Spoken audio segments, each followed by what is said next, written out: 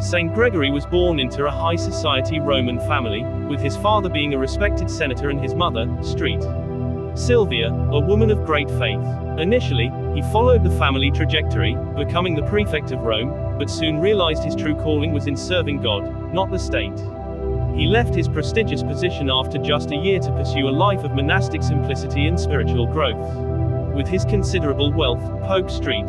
Gregory established 7 monasteries, 6 of which were situated on his family's properties in Sicily. The 7th, dedicated to St. Andrew and where he himself resided, was built on the Clivis Scori in Rome. For several years, he lived a virtuous and devout life as a Benedictine monk, embracing the community's values and spiritual practices. Pope Pelagius then selected him as one of Rome's 7 deacons. For 6 years, he served as a diplomatic representative to the Byzantine Empire's royal court. In 586, he was called back to Rome and returned to St. Andrew's Monastery with great enthusiasm. Soon after, he became the monastery's abbot and led it to prominence through his visionary leadership. When the Pope passed away, Gregory was the clear choice to succeed him due to his remarkable piety and insight. However, Gregory was hesitant to accept the role and tried to escape to a cave, but was found and eventually installed as Pope despite his initial reluctance. In a historic moment, Gregory was elected Pope on September 3, 590, breaking new ground as the first monk to hold the office. Despite battling chronic illness, he led the Church with remarkable vision and energy for 14 years. His achievements have cemented his reputation as one of the most impactful popes in history. Gregory revolutionized the Church's asset management, channeling excess resources into poverty relief and prisoner rehabilitation programs. Through his skilled diplomacy, he negotiated peace treaties with the Lombard tribes, who were wreaking havoc in northern Italy, and built bridges with other barbarian groups. This forward-thinking approach secured the Church's position in areas where Roman power had declined. Pope Gregory's legacy in spreading the faith is marked by his bold move in 596, sending St.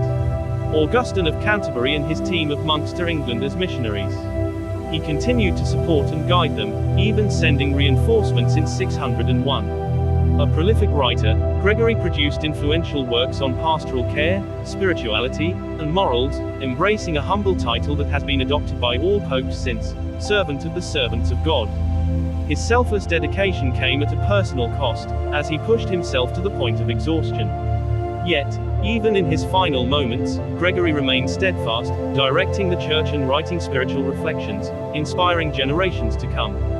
Pope Gregory implemented reforms to make the selection of deacons more spiritually focused. Previously, deacons were chosen based on their singing abilities and vocal talent. With a deep passion for the solemn celebration of the Eucharist, Gregory dedicated himself to compiling the Antiphonary, a collection of liturgical chants now known as Gregorian chant. He also established the renowned Schola Cantorum, a training school for choristers in Rome. St. Gregory passed away on March 12, 604, and was laid to rest in St. Peter's Church. He is revered as the 4th Doctor of the Latin Church. His feast day is celebrated on the anniversary of his papal election, September 3. Saint Gregory the Great is famously associated with a miraculous event that occurred during Mass in 595. As recorded by Paul the Deacon in his biography, Vita Gregory Papacy, Pope Gregory was distributing communion when he noticed a woman, who had helped prepare the hosts, laughing inappropriately. Concerned, he asked her to explain. She revealed that she doubted the transformative power of the consecration, wondering how the host she had made could become the actual body and blood of Christ. Upon hearing the woman's disbelief, St. Gregory withheld communion and prayed fervently for God to reveal the truth to her. Immediately after his prayer, the Pope witnessed a miraculous transformation. The consecrated hosts, which had appeared as bread, changed their appearance to actual flesh and blood. He showed this miracle to the woman, who was overcome with remorse for her disbelief and knelt in tears.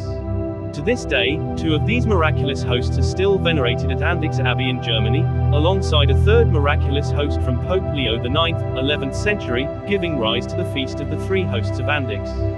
During the Middle Ages, the event of the miraculous Mass of St. Gregory was gradually stylized in several ways. First, the doubting woman was often replaced by a deacon, while the crowd was often comprised of the papal court of cardinals and other retinue. Another important feature was the pious representation of the Man of Sorrows rising from a sarcophagus and surrounded by the Arma Christi, or the victorious display of the various instruments of the Passion. The artistic representation of this Eucharistic miracle became especially prominent in Europe during the Protestant Reformation in reaction to the heretical denial of the doctrine of the real presence.